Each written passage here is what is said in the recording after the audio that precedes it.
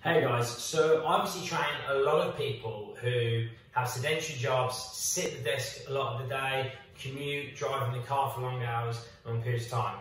Now because of these things, there's a couple of really common things that I come across. Lots of people get poor posture, where we get like kyphosis, which is called rounding of the shoulders of the upper back, which means you can get back aches and shoulder pains and neck aches and stuff like this, even migraines sometimes, because we're like this all day.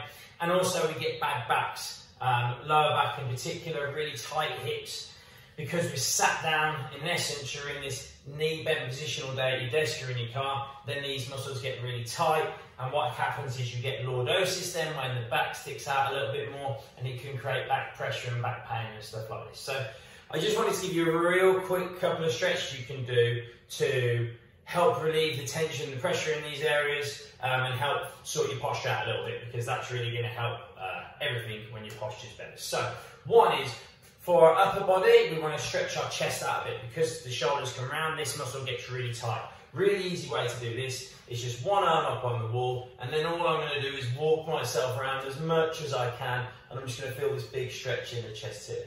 Now, when you do this, try and keep your elbow at shoulder height or above, and also do it with a bent arm, not a straight arm.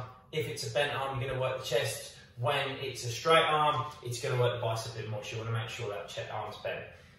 You can hold that for anything from 30 seconds up to a minute. It's going to be great 2-3 times a day, if not 2-3 times a week, it's even better.